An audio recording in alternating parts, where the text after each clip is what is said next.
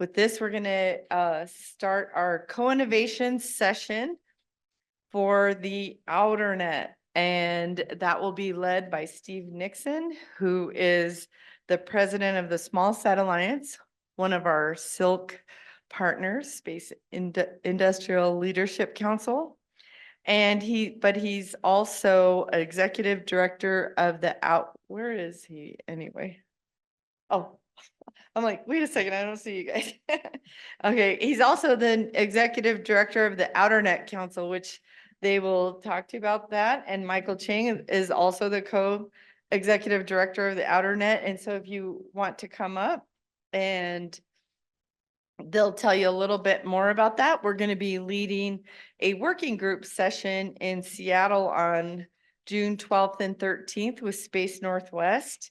And, but when we're doing these partner workshops, we'd really like to get the input from the main conference ahead of that. So please, go use the QR code to put in some questions and some information. And then as we pull that together, it'll feed to the workshop that we'll be doing in June in Seattle. And so please welcome the leaders of our co-innovation session.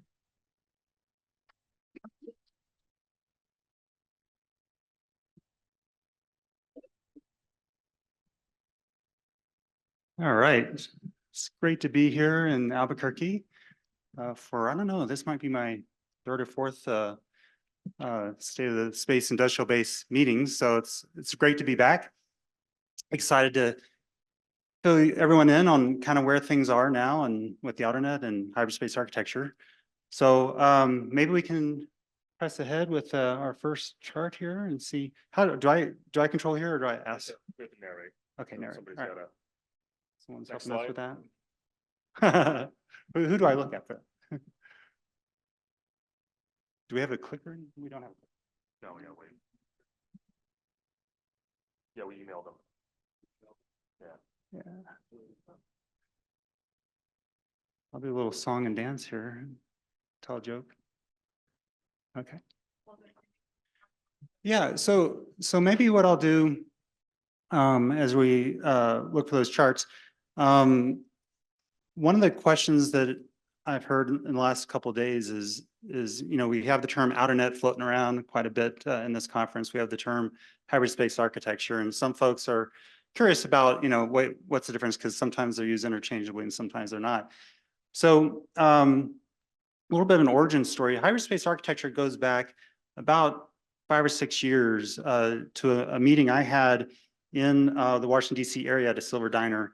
And I was having breakfast with David Voss, and we were talking about something that he was working on called the heterogeneous space architecture, which was something I was very excited about. I was president of the SmallSat Alliance, and he was working with at AFRL, and this is a way to integrate small sats into the larger architecture of the U.S. military and the rest of the government. And the problem is heterogeneous space architecture is just a mouthful of a name. And so we sat down and said, we got to do something better than that. And it was at that breakfast meeting that the term hybrid space architecture came about. And hybrid space architecture then and now, at least in my mind, and certainly the way we've talked about it over all these years, is that it's basically the integration of new space and traditional US government space.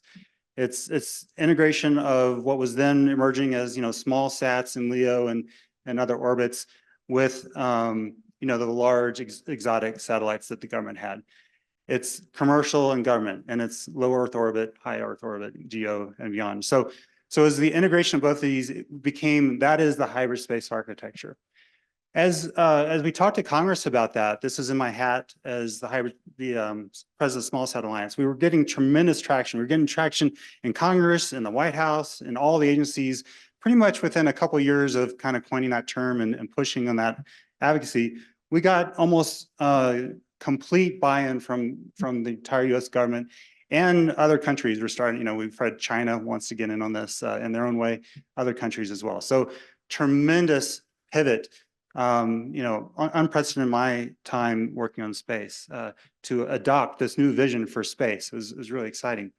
But it was in that time we said, okay, well, we're kind of the dog that caught the car. What do we do next? And the this idea, well, what does the hybrid space architecture need? Now, I'll just make one more note about hybrid space architecture. It includes all things in space. It's missions like weather, imagery, precision navigation, timing, and it's all that kind of stuff. So what does all that stuff need as a building block to get there? Well, it needs comms and it needs a network in space. It needs basically the space internet. And a couple of years ago, we were saying, well, okay, what are we going to call this? And when at that time, if you said space internet, people would kind of laugh and chuckle at you. And so we would say, well, let's come up with something kind of catchy and new and different, and that gets a different kind of chuckle than that at least. And so we created a contest. And we put it, and this is the SmallSat Alliance, and we made a contest. We went out, and I'm just basically filibustering until these charts come out. Although I was going to cover some of this before, but we made this contest. We had several ideas come forth, and the winning idea after several rounds was Outernet. So think of the internet as being inside the atmosphere and Outernet being outside the atmosphere. And so that was the origin story and birth of the term Outernet. And within, I think we kind of ran that contest in like the February 2022 timeframe. And by like 4 months later, Congress was saying with directive language back to Department of Defense, go do the Outernet. And so that was a pretty exciting time. And since then, the space, state of space industrial base, that's a mouthful for me even now to say, has in multiple subsequent reports, named the Outernet as something important, and we're going to talk about that in a bit. So I see the charts are here, so thank you guys for making that happen. Make the ad-libbing stuff go a little easier. So let's go to the next chart. See if this works. Okay, so this is you see, hopefully it kind of resembles me. I'm that guy on the left. I'm Steve Nixon. Former government guy. I spent time in the Pentagon. I spent time in Congress for about 10 years as a professional staffer, did space my entire time there. Did a few years in the intelligence community, started up by ARPA, and then have since been in private industry doing, on the East Coast, doing mostly advising on government things. I run a little company that does security for the State Department. I run president of the SmallSat Alliance, and more recently, the executive director of the Outernet Council. And to my right, which, so on the right there, we have Michael Cheng, who's my new partner in crime. He comes from the West Coast. He has a wonderful industry background from more the Silicon Valley side of things. But good, Michael, tell us a little bit about yourself here. Yeah, so I'm a network engineer by training. I burned it all down in 2008 at Merrill Lynch during the last financial crisis. Afterwards, I was in a M&A lawyer for 10 years, ended up at Facebook, where I was a product manager and head of open source. Open source means a little bit something different on the tech world. It means open source software, not open source Intel. And 2 years ago, I left Facebook to co-found Aalyria Technologies. And now we are working on the Outernet Council. So in the best spirit, if we go to the next chart, of the buddy movies, the cop buddy movies of the 1980s, you have two worlds colliding. And if we go to the next chart, I present to you G-Man and Tech Bro. Together, we're going to, right here, we just took that picture this morning to put this chart in there. But together, we're going to try to make the Outernet something real. Our whole goal in the Outernet Council, which we'll talk about in a little bit, is to accelerate the creation of this space internet. So we're excited to do it. This is, we'll talk about, I don't want to steal Michael's thunder because he's going to cover some of this. But so I'll just kind of hold my whole things. We go to the next chart. Okay, so I was able to song and dance my way through some of this earlier, but what is this thing that we're talking about, the Outernet? Well, it's basically, we have several communications companies that have been in orbit for a long time in GEO. We have new companies like SpaceX putting up Starlink. Amazon is about to deploy Kuiper. There are many other companies up there. Right now, they're each their kind of own thing. And this is the way technology normally evolves. This isn't that unusual. But it also, the normal evolution is that these things begin to connect. So we don't want AT&T to live in its own enclave and Verizon to live in its own, and that my mom on one network can't talk to me on my network. You know, everything becomes better when they can connect. And we don't want them to only connect on the ground. We'd like them to connect in space as well. So that is the big thing of what the Outernet is trying to do is where packets can seamlessly move through space and on the ground to get where they need to go as quickly as as possible. And this is, we view the backbone, the heart, the beating heart of what will be the hyperspace architecture. All right, next chart. So in terms of the relevance to DoD, the Space Warfare Analysis Center is doing a series, have been doing a series of force designs for the Space Force, for comms.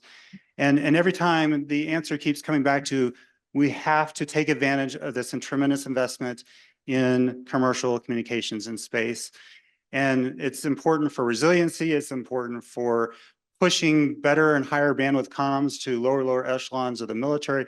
It's important for how we're going to fight in conflicts in the future. And so every force design that comes out comes back with the same message, is that we need the Outernet, we need the commercial industry to build this Outernet, and we need to be part of that. And so, this, you know, think of it as the DoD space data network being a subset. And this is the way things work on the ground too. And the NIPRNet,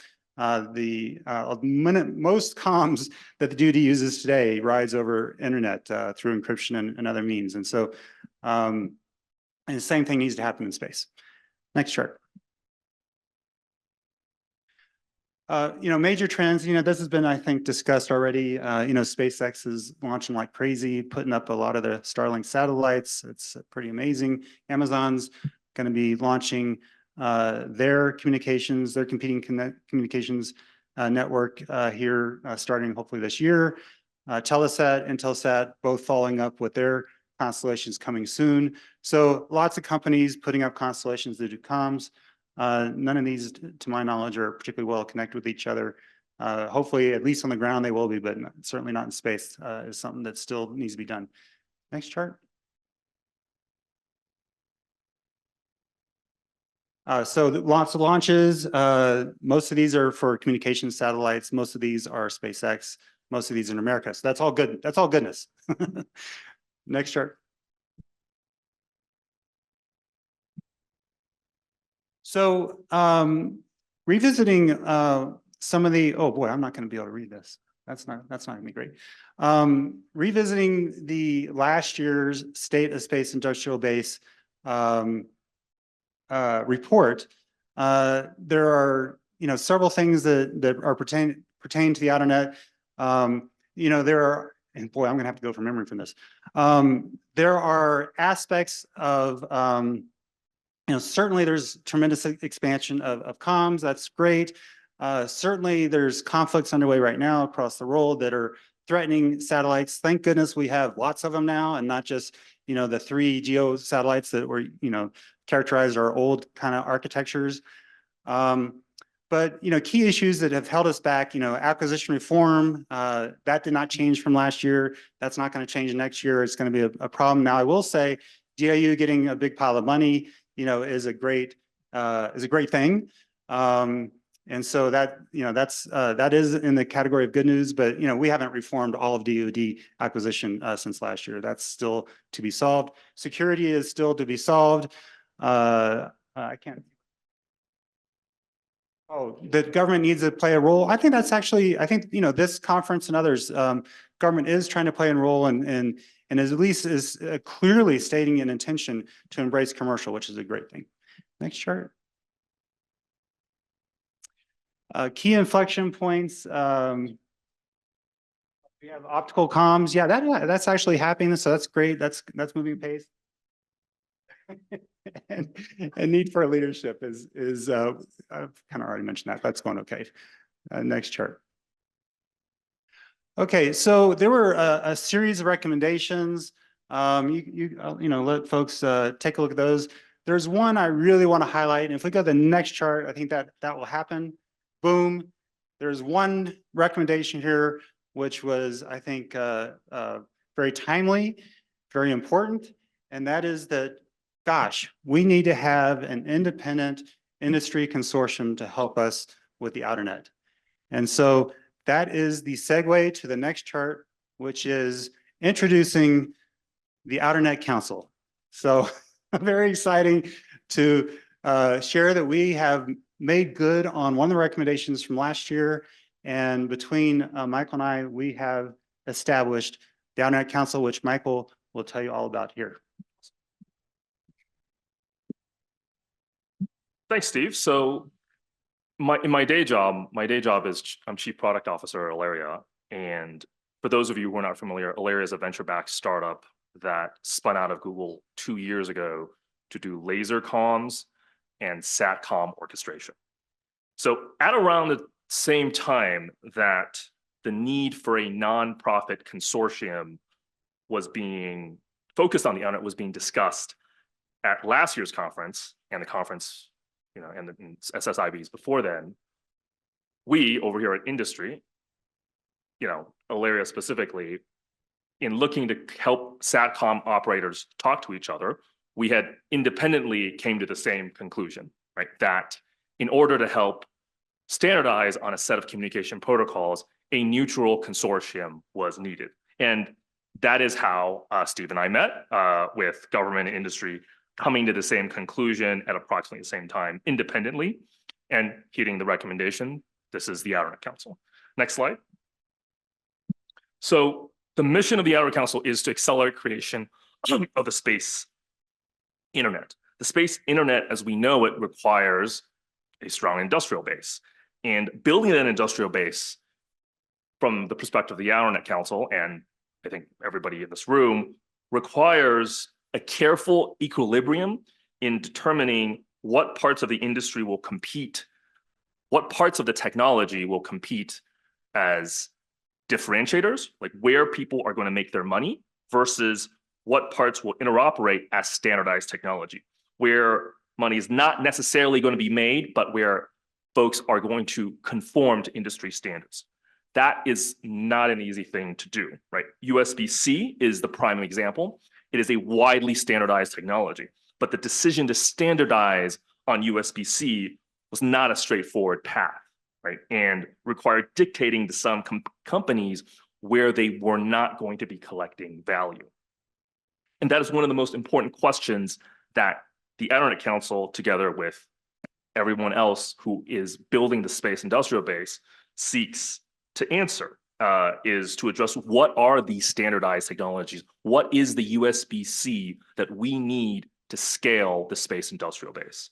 So some of the answers, if we look towards the construction of terrestrial communication, some of those answers are quite obvious, right? In 1876, Alexander Graham Bell, Thomas Watson pulled together the first telephone network in Boston, right? Subsequently, other providers spun up their own networks. They never talked to each other. The problem was solved in 1885 when the federal government mandated that telephone access was universal and encouraged people to interconnect.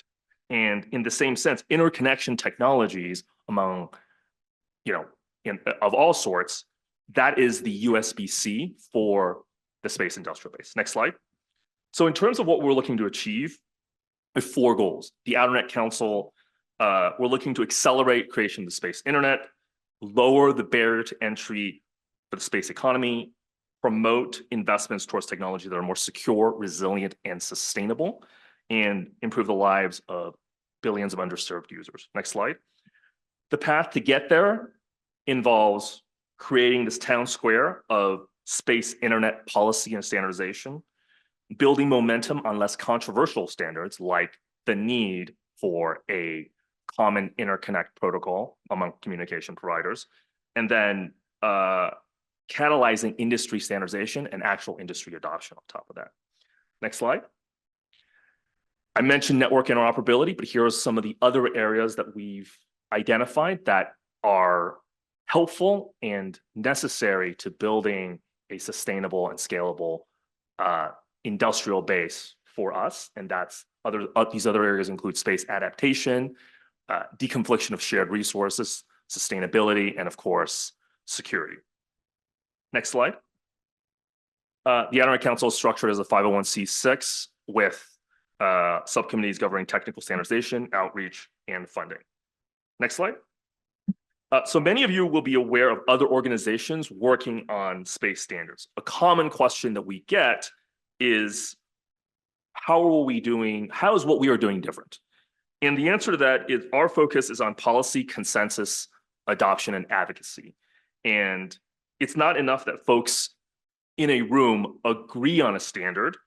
Folks need to be backing that standard with actual investment in order to catalyze the scalable and sustainable industrial base that we know we'll need for space. Next slide. Yep, so Steve and I very firmly believe that the Outernet Council really belongs to all of us. After all, it was an idea that was born out of last year and years prior's SSIB. And so we hope that to the extent that it is relevant to what each of you are doing, that you will find a way to participate. In the same vein, we hope that we will take whatever recommendations that come out of this year's co-innovation sessions, both here and in Seattle, as Casey mentioned, and then, knock those out of the park and come back and give you guys a glowing report next year around. Next slide. Next slide after that. And we also, do you want to lead this group discussion? Sure. Yeah.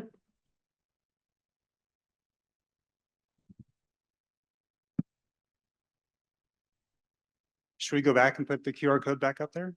Was that the?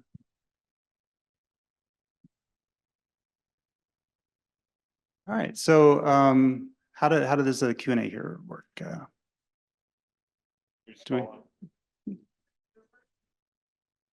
Okay. Does it come up on the screen right here? Oh boy.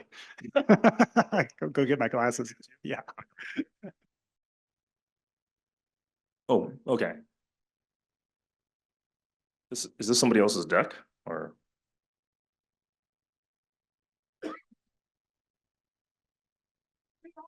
Got it.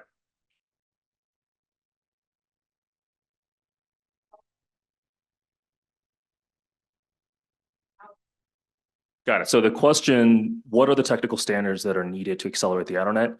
One of the answers is granular access, data governance to make sure that we can mix commercial, public, and classified data.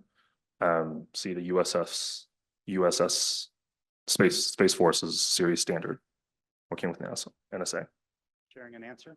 Sharing an answer. Oh, are we just going to go read through these? What's the best way to go? Are we just answering questions or talking through things, or like you can take a look at what they say and you can add to it, or okay. There's a microphone that's here. Great.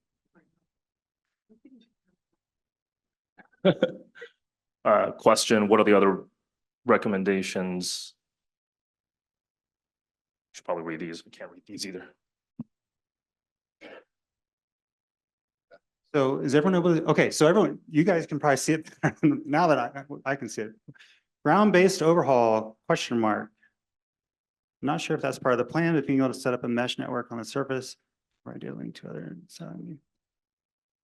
So I actually think ground will be the first and quickest way to the Outernet.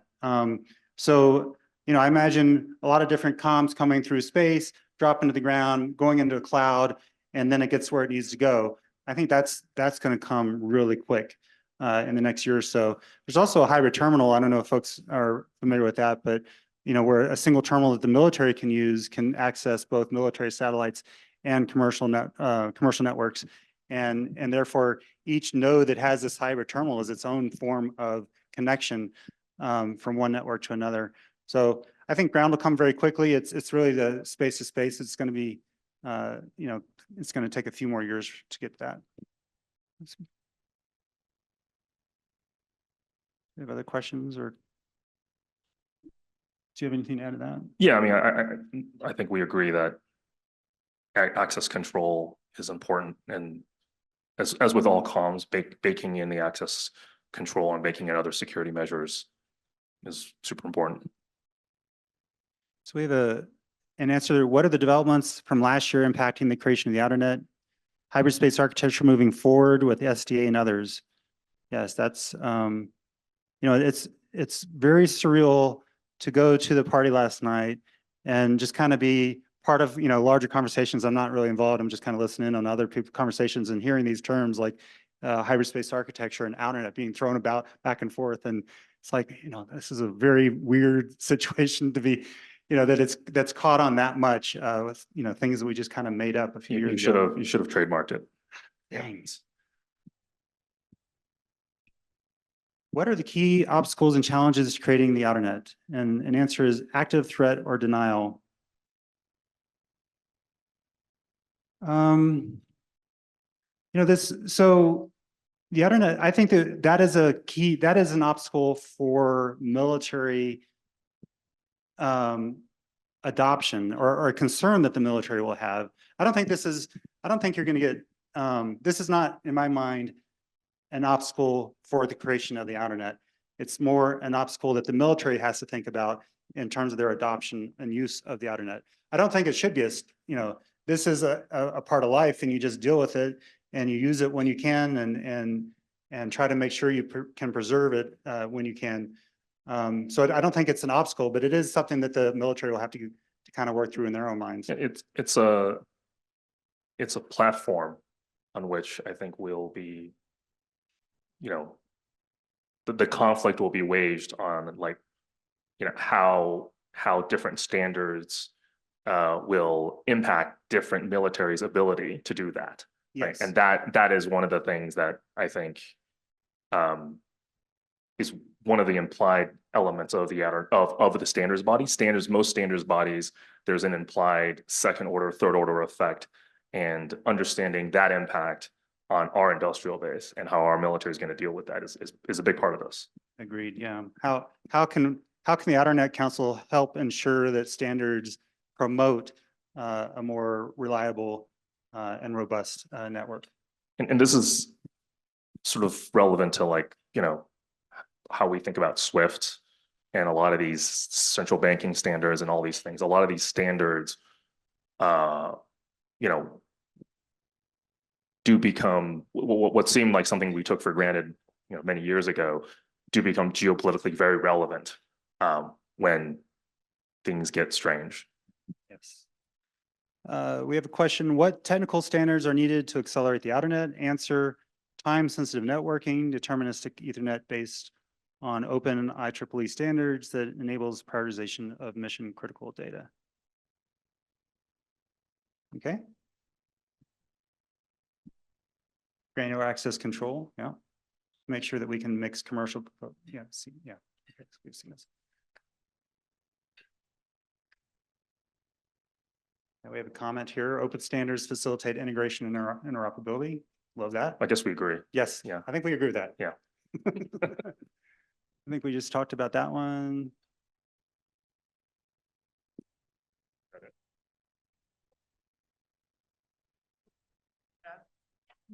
All right, fantastic. Should we take any questions from the room or? Yeah, one last, sorry, this is really loud. One last plug for the Seattle conference happening June 12th and 13th. The schedule is on 12th and 13th. and the website. Go Seattle. ahead and sign up.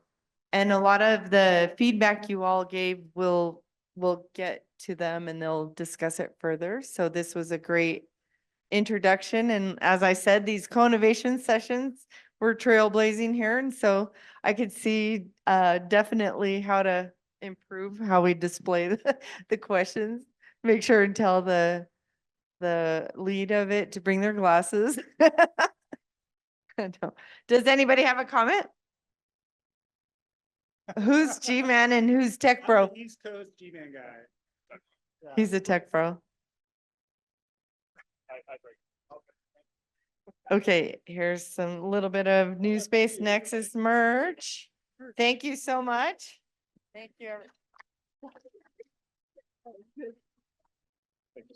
What they should do over there. Okay.